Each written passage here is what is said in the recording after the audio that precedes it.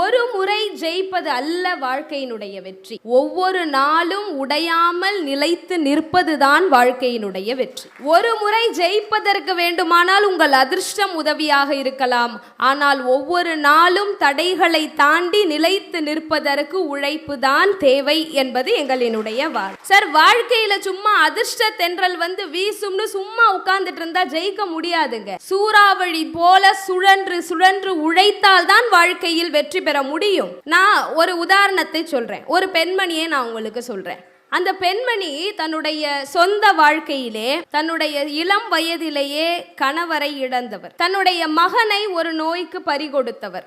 இன்னொரு மகனை அடுத்த 2 ஆண்டுகளில் விபத்தில் பறிகொடுத்த ஒரு துரதிர்ஷ்டசாலி. ஆனால் பொது வாழ்க்கையில் ஒரு அரசு ஊழியராக தன்னுடைய பணியை தொடங்கி ஆசிரியராகி, பேராசிரியராகி, சட்டமன்ற உறுப்பினராகி, அமைச்சராகி, ஆளுநராகி, இன்றைக்கு இந்திய நாட்டின் முதல் பழங்குடியின பெண் குடியரசுத் தலைவராக உயர்ந்திருக்கிற உழைப்பாளி. அவரினுடைய பெயர் மாண்புமிகு குடியரசுத் தலைவர், நம்முடைய நாட்டின் முதல் குடிமகள் திரௌபதி முர்மு அவர். சார், அவரினுடைய சொந்த வாழ்க்கையில் நிகழ்ந்த அதிர்ஷ்டமின்மைக்கு அவர் காரணமில்லை. ஆனால் அவருடைய பொது வாழ்க்கையில் அவர் ஒவ்வொரு உயரமாக முன்னேறியதற்கு அவரினுடைய உழைப்பு மட்டும்தான் காரணம் என்று சொன்னால், அந்த உழைப்பு தான் வாழ்க்கையின் வெற்றிக்கு தேவை என்று சொல்றோம். சார், ஒரு அழகான வரி சைக்காலஜி ஆஃப் மணி அப்படிங்கிற புத்தகத்தில் இருக்கு. ஒரு பணம் உங்களை சுதந்திரமானவனாக மாற்ற வேண்டுமே தவிர பணக்காரனாக மாற்ற வேண்டிய அவசியம் இல்லை என்று எழுதியிருப்பார். அதிர்ஷ்டத்தால் வருகிற பணம் உங்களை பணக்காரனாக வேண்டுமானால் மாற்றலாம்.